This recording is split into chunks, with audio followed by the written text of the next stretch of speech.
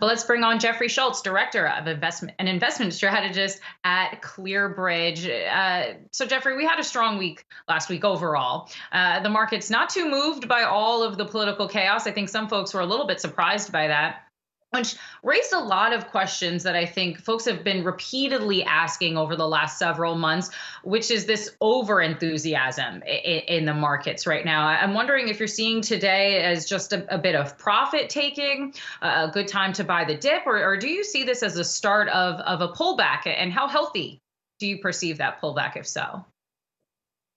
Well, thanks, Kristen, for having me on the program. And obviously, I think today's a little bit of profit taking. Obviously, you had a nice move last week with the Democratic sweep scenario, higher expectations of stimulus, but you are seeing a stronger dollar today, higher long-term rates, and I think that's weighing on market sentiment. Positioning and optimism are pretty stretched right now. If you look at the put-call ratio from last month, we had seen lower levels that we haven't seen in 2 decades. Look at all of the optimism surveys. There's rampant bullishness that's out there, record margin, debt margin balances right now. So I think the markets are a little extended. It wouldn't be a surprise to me if you see some sort of consolidation here over the next couple of weeks, somewhere in the 5% range. But I do think that this is going to be a buying opportunity for a much, very heavy, very strong economic growth picture that you're going to see in 2021. I want to get into that in just a moment, but I feel like whenever we talk about a lot of this exuberance in the market, it's always inevitable that we hear conversations of a bubble right behind it.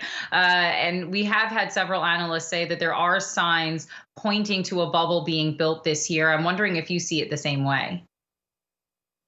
Yeah, you could point to Tesla or Bitcoin, for example. There are some bubbles that are certainly out there. But if you look at the headline forward PE of the market right now at 22, I don't think that this is a bubble, because the valuations that you ascribe multiples today is not the same that you should ascribe them in 1980 or 1950. Number of different reasons for this. First off, the sector mix of the S&P 500 hasn't been consistent over the last 100 years. What we did is we looked at all the cyclical sectors, which are financials, energy, materials, and industrials. We grouped those together, and then we grouped all the other 7 sectors that are more growth and defensive oriented. And today, we have the least cyclical representation in the S&P 500 in its 100-year history at 23%.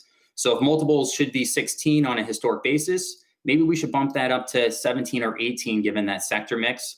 Also, with interest rates being at record lows, if it's supposed to be 17 or 18, maybe it should be 19 or 20, which was considered fair value. And then considering how much growth we're going to get in earnings next year and our expectation of above consensus economic growth and a likely beat on that consensus number, it's not hard to back into valuations being close to fair value at this point, even though they look elevated versus history. You're talking a little bit about it, but I'm wondering, Jeffrey, because ClearBridge is signaling the green light, and a strong green light per your notes of this expansion. I'm wondering if you could talk us through some more of those indicators that are underpinning that confidence. I think because we have a lot of new investors, a lot of young investors in this market right now, and they see a lot of these headlines that are troubling and develop a little bit of anxiety around the market and around the economy. So your note has a couple of points there. Wondering if you could take us through some of those. Yeah, so we have a recession dashboard at ClearBridge, a group of 12 indicators that have done an excellent job of foreshadowing an economic downturn. And they run across the 3 fault lines of the economy. First off, we're looking at consumer health. It's the biggest part of the dashboard because it's the biggest part of the U.S. economy. We're looking at business activity because businesses are responsible for hiring and doing CapEx. And then we also look at financial stresses because usually those will emanate first before the economy rolls over.